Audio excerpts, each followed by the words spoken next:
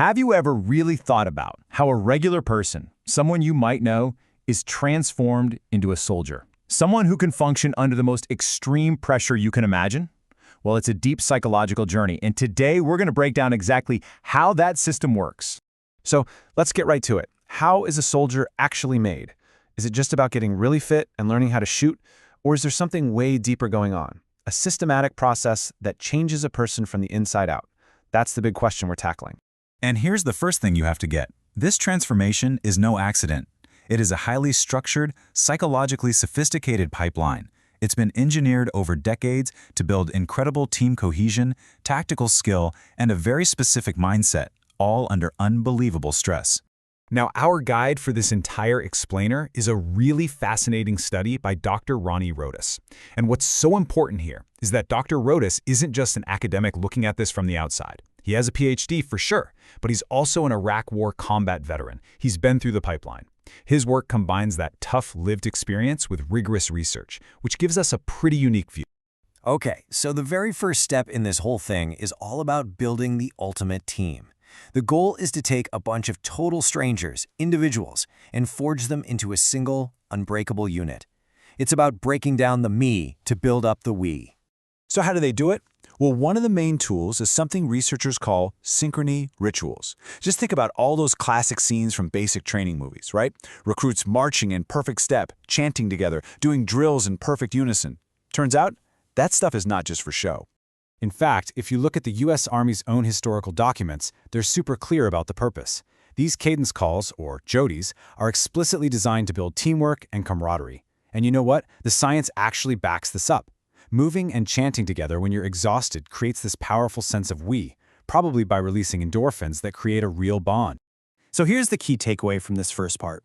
Through things like shared uniforms, constant small corrections, and all these synchrony rituals, your individual identity gets intentionally, compressed. What you want, what you feel, it all becomes secondary. The only thing that matters is the success and the survival of your unit. All right, so once that team is forged, the whole focus shifts. Now it's about building the hard skills of combat. And specifically, it's about making lethal action automatic, something you can do without thinking, even under extreme pressure. And they do this through a very methodical pipeline. You start with the absolute basics, just handling a weapon safely. Then you move on to firing at simple, static targets. After that, it gets more real. You're engaging pop-up silhouettes at unknown distances. And the final step? They add intense time pressure, training you to recognize and engage a threat almost instantly, like pure muscle memory. And this is a really critical point that Dr. Rodas's research brings up, this kind of repetition, while super effective for building speed, comes with a risk. If the training only rewards a fast reaction, it can create dangerous blind spots. It might actually override the careful, nuanced thinking you need to tell the difference between a real threat and a non-combatant. Now, this is about more than just physical skills. At the same time, the training is working to deliberately shift a recruit's mindset. And this is probably the most complex part of the whole process. It's about reframing how you see other people in a combat zone. And language is a huge tool for this. When you start using labels like OPFOR, which stands for opposing force, or other dehumanizing terms for the enemy, it serves a very specific purpose. It creates a kind of mental shortcut that pushes empathy and moral questions to the side, which allows for faster, more decisive action when every single second counts. And this table, this really lays out the central tension of the entire system. Look, on one side, you have all the tools designed to make someone more lethal, the target repetition, the threat framing language. But on the other side, the system is also building in mechanisms for restraint, things like ethics training, the military justice system, and the official rules of engagement. It is a constant push and pull. Now, what's so interesting here is the data. Dr. Rodas actually analyzed 30 different sources, everything from official training manuals to other studies, and he tracked which training methods were mentioned the most. And as you can see, synchrony, getting everyone in sync, identity resocialization, building the team over the individual, and target repetition, they're the top three. These are the absolute pillars of the entire process. So what's the end result of all of this? The process creates a warrior, no doubt, but it also creates this deep internal tension that can last a lifetime, really shaping how a person sees the world long after they've left the battlefield. One of the really complex outcomes discussed in the research is something that gets called addictive combat attachment.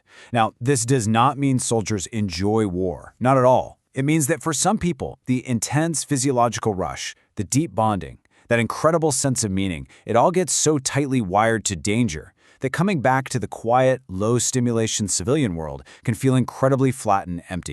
And ultimately, this quote from Dr. Rodas really just sums it all up perfectly. The whole indoctrination pipeline is a balancing act. It's a built-in tension between creating a highly effective killer and maintaining a disciplined, ethical warrior. And where that balance finally lands, well, that can depend a lot on the specific unit, the leaders, and the war itself. And all of this leaves us with a really crucial question, one that every society has to grapple with. This process is designed to be effective. It has to. But how do we, as a society that needs this process, also protect the humanity of the very people we train to fight for us?